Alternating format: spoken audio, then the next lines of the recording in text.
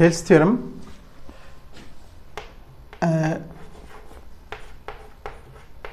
Thales प्रमेय कहो, Thales प्रमेय, ये चैप्टर 6 में हम चैप्टर 6 की बात कर रहे हैं 10th क्लास के। चैप्टर 6 में थेल्स प्रमेय बहुत इम्पॉर्टेंट थ्योरम है, प्रमेय है। Hello dear students, how are you? I am Akeel sir. हम आज तुम लोग को थेल्स प्रमेय पर डिस्कस करने जा रहे हैं। ज़रा इसको ठीक से समझने की कोशिश करो, बहुत ही इम्पोर्टेंट थ्योरम है। इस थ्योरम को प्रमेय को कह सकते हो कि हिंदी में इसका नाम तो लंबा चौड़ा है, लेकिन शॉर्टकट में इसका अगर ये कहो तो इसको हम इस तरह से लिख सकते हैं कि बेसिक प्रोपोर्शनलिटी थ्योरम इसको इंग्लिश में कहते हैं। बेसिक प्रोपोर्शनैलिटी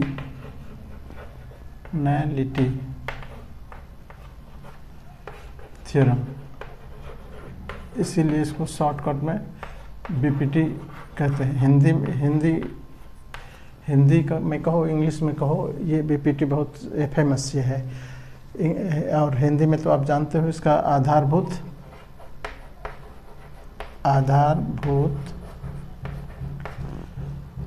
समानुपातिक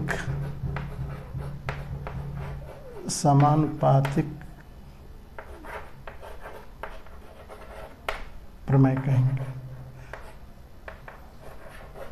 प्रमेय, ये नाम तो लंबा चौड़ा है, लेकिन इम्पॉर्टेंट भी बहुत है। उसी हिसाब से लंबाई के हिसाब से इम्पॉर्टेंट भी वैसे उतना ही है।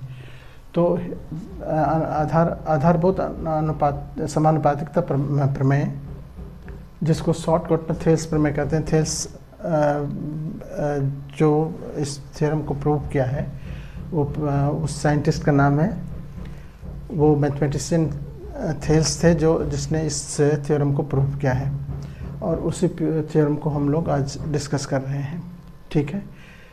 थ्योरम पर बेस्ड बहुत सारे क्वेश्चन हैं, लेकिन जो थ्योरम है, प्रमेय है, वो प्रमेय को प्रूव करने के लिए एग्ज़ाम में आता है। आपको कहेगा कि थेल्स प्रमेय लिखो और प्रूव करो, या उसका स्टेटमेंट भी दिया रहता है कि उस स्टेटमेंट को आपको प्रूव करना होता है। अब स्टेटमेंट क्या है, इसका जो मत कह सकते हो कि मेन थ्योरम कहना क्या चाहता है, वो ज़रा देखो। अगर हम किसी त्रिभुज में,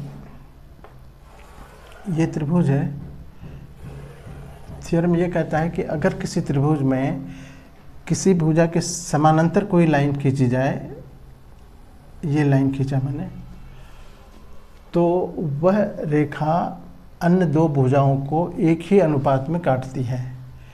मान लो कि ए बी सी हमारा त्रिभुज है, और ये त्रिभुज बी सी के समानांतर हम डी ई एक लाइन ड्रॉ कर रहे हैं, एक लाइन खींच रहे हैं।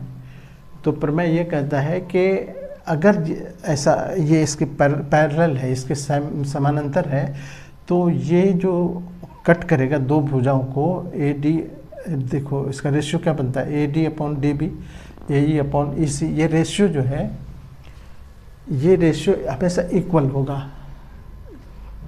इक्वल का मतलब ये हुआ कि देखो, देखने में अब भले तुमको बड़ा छोटा लगे, ये और ये, इसका और इसका लंबाई चौड़ाई, सपोज करो कि ये 2 मीटर है, ये 3 मीटर है, इधर से ये 3 मीटर है, ये 6 मीटर है।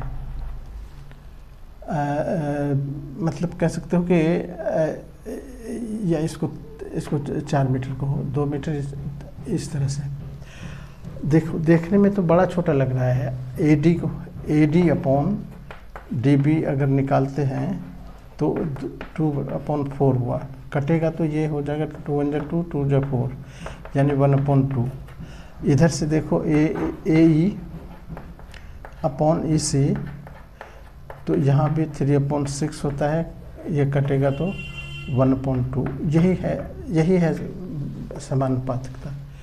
अगर दो अनुपात आपस में बराबर हो तो उसको समानुपात कहते हैं। और यही चीज़ यहाँ थ्योरम जो कह रहा है आधारभूत समानुपातिकता प्रमेय, वो यही चीज़ कह रहा है कि AD/DB और AE/AC बराबर होगा हर कंडीशन में, चाहे कैसे भी त्रिभुज हो। उस त्रिभुज में अगर हम एक भुजा के समानांतर कोई रेखा खींचते हैं तो वह अन्य दो भुजाओं को एक ही अनुपात में काटती है। ठीक है, ये इसका समझने के लिए हम इतना डिस्कस कर रखिए।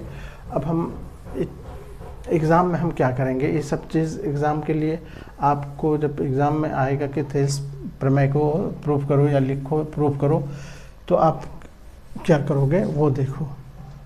थ्योरम आप समझ गए कि अगर किसी भी त्रिभुज के एक भुजा के समांतर कोई रेखा खींची जाए तो वो अन्य दो भुजाओं को एक ही अनुपात में काटती है। एकदम रट लो कि a line drawn parallel to one side of a triangle is divides the other two sides in the same ratio। English में इस तरह से बोलेंगे। हिंदी में किसी त्रिभुज के किसी भुजा के समांतर एक खींची गई रेखा अन्य दो भुजाओं को एक ही अनुपात में काटती है। एकदम आसान है। तो इस थ्योरम को प्रूव करने के लिए हम क्या क्या करते हैं जरा देखो। थ्योरम जब भी हम थ्योरम प्रूव करेंगे सबसे पहले हम लिखते हैं कि इसमें क्या क्या स्टेटमेंट गिवन है। तो इसमें उसको हम लिखते हैं, उसको कहते हैं दिया हुआ है, दिया है।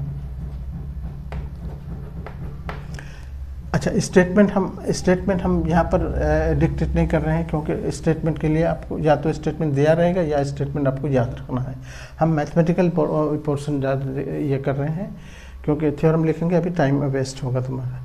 तो हम क्या कहेंगे, इसमें गिवन है, गिवन इंग्लिश में तो हम कहेंगे गिवन है, इट इज़ गिवन। आप देखो एक चीज़ और तुमको बताएं, तुम ये मत समझो कि हिंदी मीडियम के स्टूडेंट हो तो इंग्लिश में लिख देंगे तो कोई गुनाह हो जाएगा, ऐसा नहीं है। एग्जामिनर और इम्प्रेस्ड होता है, यार ये हिंदी मीडियम का स्टूडेंट और इंग्लिश में देखते हैं सब कुछ लिखा है, क्योंकि आगे चल के तुमको 11th-12 में तो हिंदी में पढ़ना ही नहीं है। इसीलिए अभी से तुम चाहो तो उसको, भले आप हिंदी मीडियम में मैथ रखे हो, लेकिन आप ये सब लिखने में कहीं भी तुम कंजूसी मत करो। गिवन लिखना है गिवन लिखो, टू प्रूव लिखो, ये सब एकदम एग्जामिनर इससे खुश होता है कि हाँ स्टूडेंट में दम है।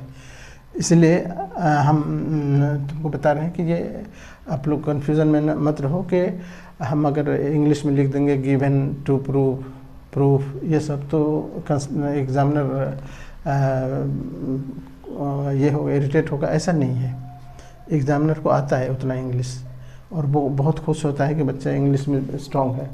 तो हम क्या लिखेंगे, दिया हुआ है। पहला काम तो हम ये करेंगे, इस क्वेश्चन में लिखा हुआ दिया हुआ है,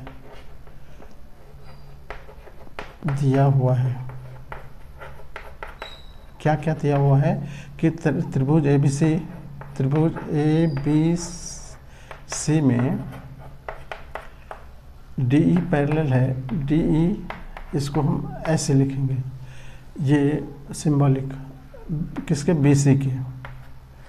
DE जो है एक लाइन है जो BC के पैरेलल है, और बस ज़्यादा और कुछ नहीं लिखो इसमें। और प्रूफ क्या करना है, सिद्ध करना है,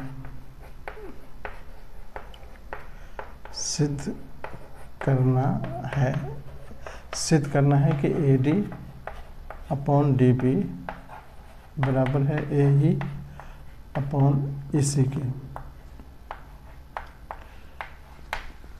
एकदम कॉन्साइज वे में हम लिख रहे हैं, जितना लिखना है उतना ही लिख रहे हैं, फालतू नहीं लिख रहे हैं।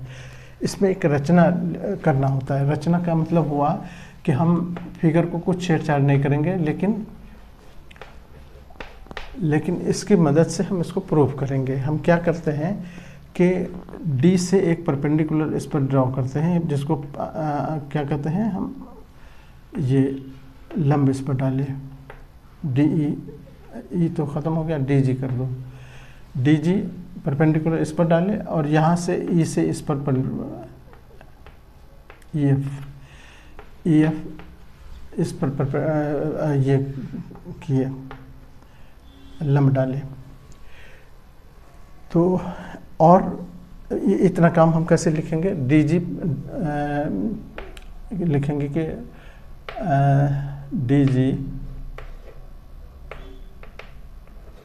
DG लंब AC डाला और EF लंब AB डाला और क्या किए, और एक काम और करेंगे कि D से इधर C को मिला देंगे और B से E को मिला देंगे। मिला दिया तो DE और BE को DC तथा BE को मिलाया।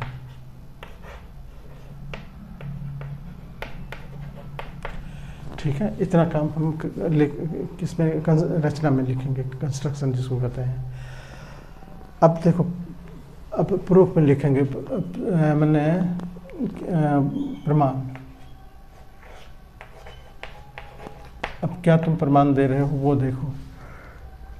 देखो किसी ट्रायंगल का एरिया जो होता है हाफ बेस इनटू हाइट होता है, ये आप जानते हो अच्छी तरह से। हम अगर ऊपर वाले ट्रायंगल की, ये छोटे से ट्रायंगल की बात करें जिसका ये पर लंब हो गया, ये आधार हो गया AD, तो इसका नाम हम ADE, इसका नाम क्या लिखेंगे ADE। तो त्रिभुज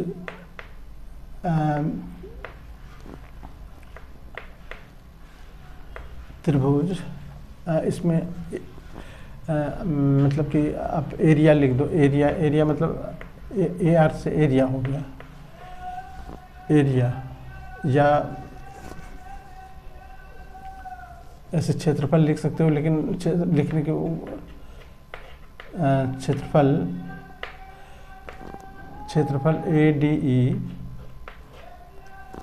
ADE अपॉन क्षेत्रफल इधर से देखो ADE, और उसके बाद यहाँ से DE इसको ले लेते हैं, DBE को, क्षेत्रफल त्रिभुज DAD फिर DBE बोलेंगे, DBE। थोड़ा सा इसे टेक्निक याद रखो, हमको प्रूफ करना है AD अपॉन DB, इसीलिए हम ले रहे हैं कि ADE और DBE, ये दो ट्रायंगल हमने लिया। अब हम आपसे पूछें कि इसका एरिया जानते हो क्या होगा? इसका एरिया होगा आधार, हाफ होगा ही, आधार और उस पर जो परपेंडिकुलर है वो होगा, वो जो उस पर लंब है। तो ये चीज़ तुम थ्योरम जानते हो कि 1/2 आधार 1/2 आधार गुण ऊंचाई, यही ना होता है। तो ये आधार पदार हम लिखेंगे नहीं। आप अंडरस्टूड रखो कि आधार क्या है। आधार इसका AD है और इस पर लंब क्या है? लंब है EF। और इसके नीचे लिखेंगे इस ट्रायंगल को, देखो ये ट्रायंगल, इस ट्रायंगल पर लंब कहाँ? यहाँ, ये ट्रायंगल DBE, इसका लंब यहाँ पर गिर रहा है। अगर देखो 9th क्लास में तुम पढ़े होगे ऐसे से, देखो आधार तो यहीं तक है, लेकिन लंब जब गिर रहा है तो ये इसको बढ़ाने पर यहाँ पर आके मिल रहा है। तो हम इस ट्रायंगल का जब एरिया लिखेंगे तो आधार ये लिखेंगे, लेकिन लंब ये लिखेंगे, ये वाला।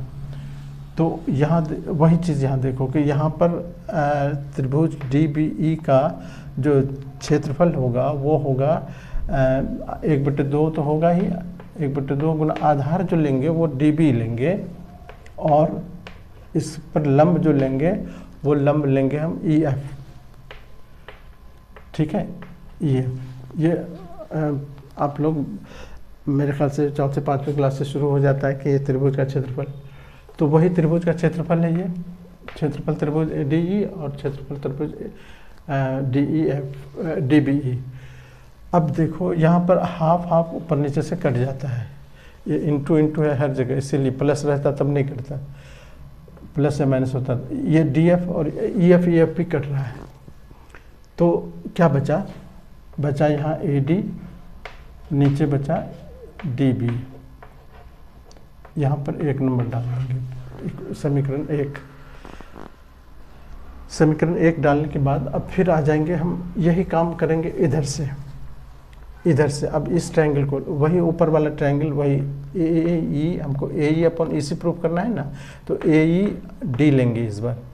देखो गौर से, ए ई डी। तो अब फिर हम लिखेंगे कि क्षेत्रफल त्रिभुज, इधर से अब ले रहे हैं ए ई डी, ए ई डी, ए ई डी, ए ई डी अपॉन क्षेत्रफल त्रिभुज। देखो ए ई और ई सी हमको लाना है, तो ए ई और इधर से ई सी डी लेंगे, ई सी डी, ठीक है। ए ई डी और ई सी डी। अब हम फिर वही 1/2 आधार गुना ऊंचाई, तो आधार इसका ए डी, आधार क्या है, ए ई है, और इस पर ऊंचाई क्या हो गया, डी जी। ये डी जी लंब हो गया, आधार गुना लंब होता है ना, हाफ आधार गुना ऊंचाई, ऊंचाई मतलब लंब। ये फिर इसका जैसे यहाँ बताए तुमको कि ये आधार तो ये लेंगे, लेकिन इस पर लंब यहाँ आगे बढ़ाने पर मिलता है, तो लंब यही रहेगा इसका भी, लेकिन आधार ये लिखेंगे इस बार। आधार क्या लिखेंगे, ई सी, और लंब लिखेंगे इस पर डी जी। ये इक्वेशन 2 नंबर। अब यहाँ पर भी देखो ये कट जाएगा, ये कट जाएगा, उसके बाद हम इसको लिखेंगे ए ई अपॉन ई सी, ये 2 नंबर डाल देंगे। अब देखो क्वेश्चन ये आ रहा है कि ये ऊपर से देखो ए डी ई, और वही ट्रायंगल को हम घुमा के बोल रहे हैं, वही ट्रायंगल, सेम वही ट्रायंगल ए डी ई को हम ए ई डी बोलते हैं। तो इसका क्षेत्रफल में तो कोई फ़र्क नहीं पड़ेगा। क्षेत्रफल अगर मान लो कि ये 100 गज का प्लॉट है अगर किसी का, तो उसका नाम अगर ए बी सी रख दिया, ए डी ई इधर से और ई इधर से, तो क्षेत्रफल तो उतना ही रहेगा। 100 स्क्वायर मीटर है तो 100 स्क्वायर मीटर ही रहेगा, चाहे इधर से बोलें चाहे इधर से बोलें।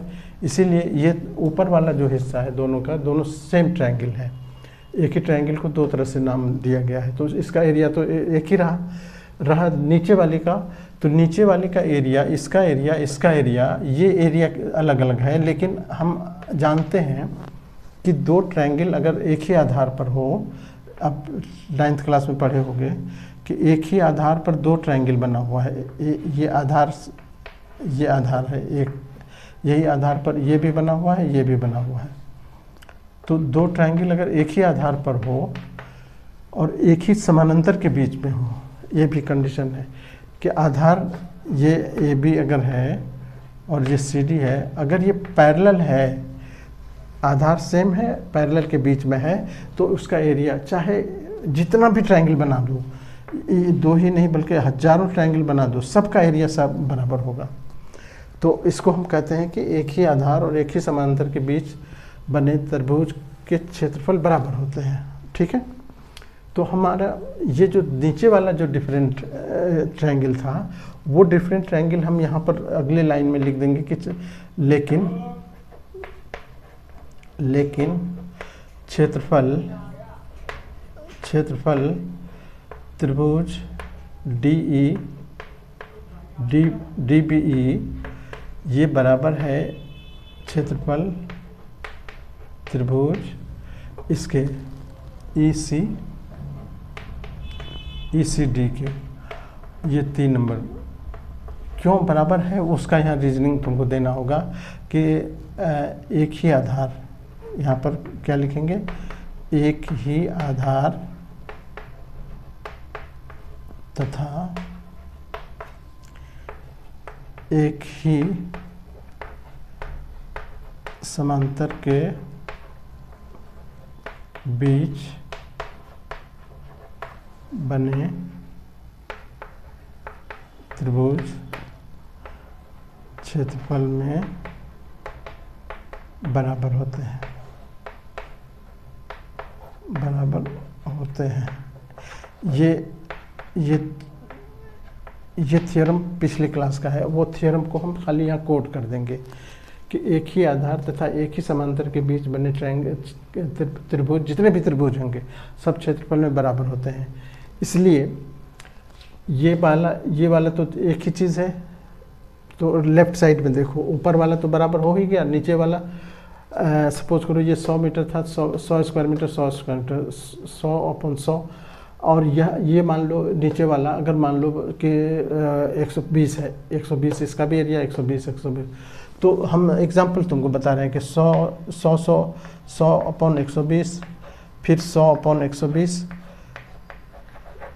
ये एक ही चीज़ है ना, ADE और DE एक ही चीज़ है, 100 स्क्वायर मीटर, इसका एरिया मान लो 120 है, इसका भी 120 है, दोनों क्योंकि बराबर है, तो इसका मतलब ये क्या हुआ कि ये पूरा का पूरा लेफ्ट साइड इसका बराबर हो गया, दोनों इक्वेशन का ये साइड बराबर हो गया। तो इसीलिए हम कहेंगे कि तीनों रेफरेंस देंगे इक्वेशन, समीकरण 1, 2, 3 के, यहाँ पर लिखेंगे समीकरण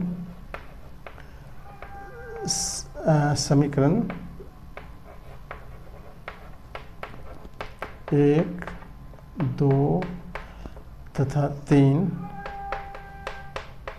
के आधार पर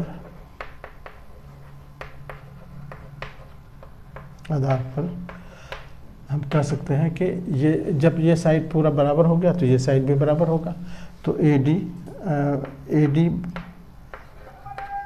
AD अपॉन DB बराबर हो गया AE अपॉन EC के, और यहीं पर